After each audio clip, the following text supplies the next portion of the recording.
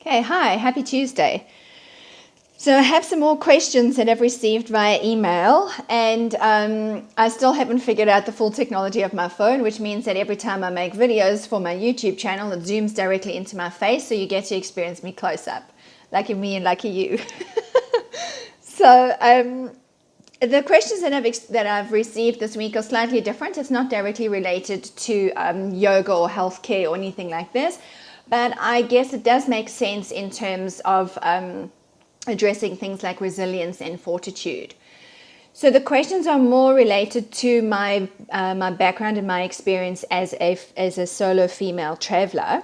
And a few women have messaged me either on social media, on Facebook, or I've received a few emails asking, similar questions. So I'm just going to share some information on questions like, how did I move to Asia? How is it that I've been in Asia for so many years and gotten to experience so many different cultures that has essentially benefited the school that I now own. Also questions about, the personal safety and just some travel tips in terms of traveling alone.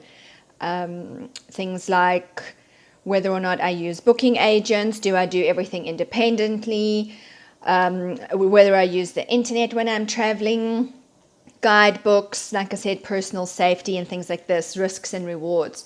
So this one won't be very, very long. I'll try to keep it as condensed as possible, but give you some useful things that I have used over the last 22 years. So my journey into travel essentially started when I was 20, right? My journey into healthcare and education started when I was 17. I was still in high school when I started working in a hospital. I got part-time work as a pharmacist assistant in a hospital when I was 17. And then this continued into a 2-year internship. So as soon as I completed my internship within the healthcare industry in South Africa, I hopped on a plane and I traveled to the UK. So that was my first experience of international travel. And in fact, at that point, I had never been on a plane before. I'd never even flown domestically. But luckily for me at that stage, both of my parents were very supportive of me actually just experiencing the world outside of South Africa and, making independent travel choices and pretty much just growing as an individual. Little did I know that my initial intention of only traveling for 1 year would essentially just, roll into 22 years later. This is now me having traveled, I think it's 33 countries that, give or take. I haven't necessarily kept track of absolutely everything, but I did sit down and count everything, and it turned out it came to 33. So one of the things that I need to say first is that I generally don't share very much information on my personal travels, and I don't talk very much about the things that I've done or experienced over the past 22 years in terms of international travel and the cultures or experiences that I've had, because most people really struggle to relate to this. And what you'll find as a solo traveler is that when people have no frame of reference, there just comes a point where there's not much point for you to actually, necessarily share your personal experiences or personal interactions. For me, it really is very much a part of my personal world and part of my personal development and part of who I am as an individual. Now and then I will share some, stories or interactions that I've had, but unless asked directly, so, in a situation like this where I've now kind of started talking about this, or I've put some information out on the website and women have contacted me and asked me specific questions, or, maybe within a conversation on a one-to-one interaction, if someone asks me a direct question about something, then of course I'm more than happy to share it. But generally speaking, when you start talking a lot about having a very diverse experience of life, it can sometimes be mistaken as coming across as, maybe arrogant, which is, in my case, is never the intention. So for this reason, for those that, know me personally, unless, of course, you're someone that I've kind of met on the road and you can relate to what I'm speaking to, I generally don't talk very much about my personal world at all, really. I tend to be quite a personal person until I now decide to put stuff out on YouTube, which is a whole new situation. So yes, like I said, I left South Africa when I was 20, hopped on a plane to the UK. I had no employment, right? So this is one of the first questions that many people ask. How did you get employment? How do you actually work? How do you take care of finance? So when I left the first time, I had no stable employment. I had nothing organized other than at that time, I was eligible for a 2-year working holiday visa. But in my situation, I realize now in hindsight that I went to the UK and I left home in a very different situation to the average traveler, in that I already had professional work experience and I already had a professional qualification and, what could be considered, it was professional work experience. So this put me in a very different situation, in a very different financial bracket. As soon as I entered the UK, I took steps to get employment through an agency as soon as I possibly can. So I started locum work within the NHS very soon after I arrived in the UK and started earning good money at that time, which then allowed me to travel around the UK and into Europe. So this was kind of my first phase into international travel. And because the culture in the UK is, obviously European, very similar in terms of being very similar to being the South African culture, this was a good stepping stone for me to actually start out with, because it wasn't massive culture shock. The choices that I made within living and working in the UK at that point as a single female was that I generally chose not to be in London. I did take one short placement in London just to experience London as a city and for a hospital placement that I took there. But I generally made the decision to live and work in places where I got to experience a very authentic British experience of the UK. So this took me to places like the Isle of Man for 6 months, Guernsey for 6 months. I spent a substantial portion of time in Manchester. I lived in a very small little town called Springfield in Scotland, and I intentionally took diverse work placements. So this allowed me, in terms of my professional development and learning from a healthcare perspective, this then opened the doors for things like chemotherapy production, working in mental health hospitals, HIV clinics, methadone clinics. So it really opened the doorways in terms of how this is now, amalgamating into Cellular Life Institute and my professional development or my personal development. These doorways and these placements that I took while I was, I was on one hand traveling around the UK and taking placements that was maybe 6 months or 3 months or, whatever the placement required of me. I specifically was very strategic in the choices that I made so that I would benefit from personal development and professional development at the same time. So in doing this, it allowed me to save up enough money to then, take a 3-month break, for example, and travel around Europe without having to work. Of course, at that stage anyway, based on my passport, I couldn't have worked in Europe in any case. So this was my stepping stone into the world of travel. And then this lasted for 2.5 years.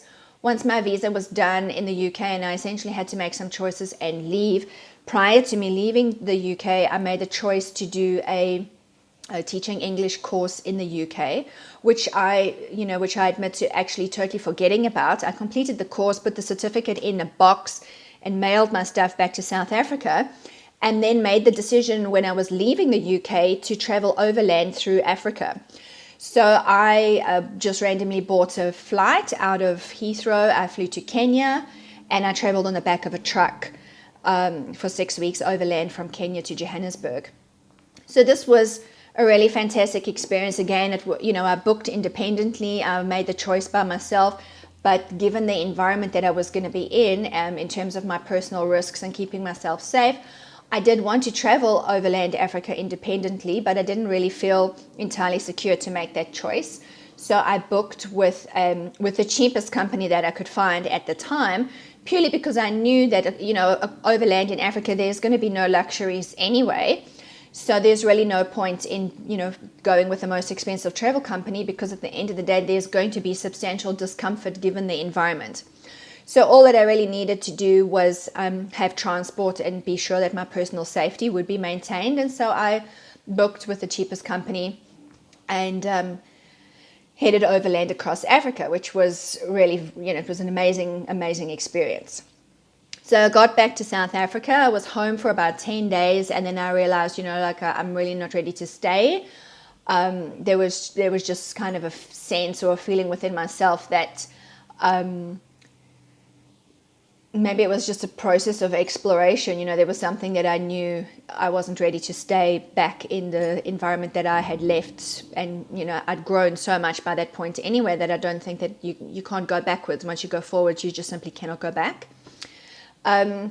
So anyway, in unpacking my boxes, I then randomly found a certificate that I had done a teaching English course. And I thought, well, this would be the perfect time to actually pursue this. So at the time, there was a website called Dave's ESL Cafe that I started having a look at, and I found 3 placements that were just random. One was in Mexico, one was in Jakarta, Indonesia, and the other one was in the south of Thailand. Jakarta, I made the decision not to go to at that stage. They had a lot of political conflict, and my personal safety would have been a problem. Mexico just really didn't feel right at this stage. And somehow the job in Thailand, the opportunity was there. Nothing was confirmed. The agreement was essentially that I would just go and figure it out once I was there. And I will say at that point, the decision to go to the south of Thailand appealed to me because I knew that Bangkok would be very overwhelming. Traveling by myself, I was a little bit afraid of just stepping into crazy Bangkok by myself. So I flew into the southernmost city, which was Hat Yai, and ended up staying there and getting a job and staying there for 2 years. So this was the beginning. This was like the entry point for me heading into Asia. And from there, I've spent, I can't think of everything right now, but I've spent 2 years in Japan. I think it was 3 years in South Korea, 4 years in Brunei, which is on Borneo. I've traveled a substantial portion of China by myself. I've traveled India by myself. I think the point that I'm trying to make here is that a lot of the time it was an immersion into the culture, right? So 2 years or 3 years into one culture really gives you a totally different perspective versus if you're just traveling through as a holiday maker or as an independent traveler.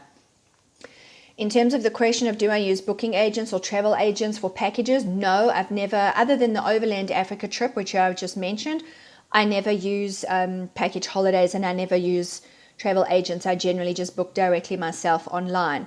Now, when my journey into travel started, the internet in South Africa was, just kind of dawning. So the situation was very different. And I will say now that the face of travel has essentially changed forever with the internet, right? Back when my travels initially started, you were either dependent on, you either had to rely on a guidebook or on yourself. And I, like my gut instinct, my personal connection to myself is very much what guides me with my choices and my decisions of where I go, what I do, how I interact with people. For personal safety as a female traveler, you have to be very much in touch with your intuition. You have to pay attention to how your body feels and the physical experiences that you have. So things like just paying attention to like butterflies in your stomach, for example, or getting that like uncomfortable sense, or I never explain away things that I experience. If I start feeling on edge or I start feeling uncomfortable, I leave the environment immediately. I don't try to intellectualize it or explain things away. I'm very, very, very much reliant on my inner voice is pretty much what I refer to it as. Purely because, especially if you're by yourself, I'm not willing to take the risk of trying to intellectualize, why I might be wrong or why I could be mistaken. If something serious does happen because I've made an intellectual decision, versus if I had just listened to my gut in the first place, then that's a much bigger problem. So I simply never doubt myself. Once I've made a decision or I've made a choice to do something, I simply go ahead and I do it. And I think on one of the videos or one of the clips that I've made before, I have said, I do realize that, I think growing up in South Africa during the 80s, we had apartheid, and we did grow up in an environment where we had bomb scares at school and we had drills that, teaching you what to do if we had a bomb go off in the environment or things like this. I do tend to have a much higher resilience, and I am a lot more sure of myself, I think, than many women that I have met on the road. I will also say, in terms of being a single female traveler, I have definitely found that there are more women that travel alone. Men tend to either in pairs or in groups. Women independent travelers are more likely to travel by themselves and then make friends along the way, travel together for a couple of days and then go off by themselves again. Men, interestingly enough, tend to find a partner or a friend from the beginning. They travel together from the beginning and they stay together throughout the duration of their travel. But women tend to be more the independent traveler. So in terms of using the internet and Facebook groups, I've been asked this question as well. And in the last couple of years, I did start exploring with this rather than using social media just as a place where, it's a time waster. What I did in Kuching, which is a city in Malaysia, on Malaysian Borneo, what I did was I posted a question in a food group, like it was a foodie group, and I just said, I'm coming to Kuching for a couple of days. Could the local residents suggest some great restaurants to check out? And the community in Kuching was so amazing. For the 3 days that I was there, people picked us up from the airport. I was taken to, places that I would never ordinarily have found by myself. I had a really, really fantastic, authentic experience of Kuching because the local residents there were just so open and so kind, and then ultimately did not accept any payment for their kindness. So, I've started doing this now. Before I go to a place, I use Facebook groups to kind of interact and make a couple of connections, because if you experience a place from local eyes, it's a totally different experience than if you try to kind of figure things out yourself. But it's just two totally different approaches. Sometimes I do just randomly go, and then I figure things out on the ground once I'm there. Other times I kind of, depending on how much time I have to figure things out, other times I kind of try to leapfrog and make some connections before I get there.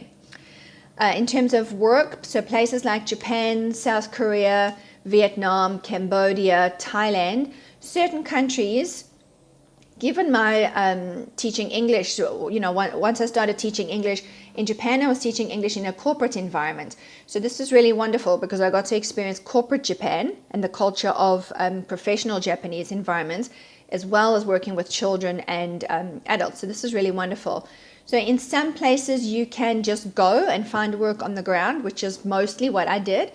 In a few places, like in Brunei and in Japan, it is necessary to find work ahead of the time, mostly for visa requirements. Same for Canada. So I'm in Canada at the moment, and my permanent residence visa process, that was a 4-year process that I simply had to jump through the hoops, given the legalities of a first world country. So most of the questions that I've received are like, how? So how did you go to Asia? How did you start traveling as a single female? How did you do this? How did you do that? And I simply just did it, right? So like I was saying, I got home, I decided that I wanted to go to Asia. I just went. Same for, trips through Europe, for example. I wanted to experience Holland as a person that cycled through it, so I just went. I bought a bicycle. I flew into Rotterdam. I cycled from the southernmost point of the country to the northernmost point of the country. Got a train back to the airport and flew out. So I flew in with a bicycle and flew out with a bicycle. It just I'm very much the kind of person that if I want to do something, I just simply do it. And then the benefit of this is that the level of personal development and the level of personal growth is substantial. It really is substantial once you start traveling alone and you develop this incredible trust within yourself and this incredible sense of self-reliance. This is something that really is treasured. The downside, or the so-called I don't really want to refer to it as unbeneficial or downside, but shall we say the less than beneficial is that you do lose people along the way. Like with me moving around and traveling so much, I will say, lucky for me, I'm a hospice counselor. So I understand the process of loss and grief. But yes, this personally, I did go through a phase for a few years where I simply made the choice to stop making friends with people because I got so tired of cultivating really very important relationships and then leaving. And so that process of loss, of consistently leaving people behind, does get very, very hard, and it can be draining.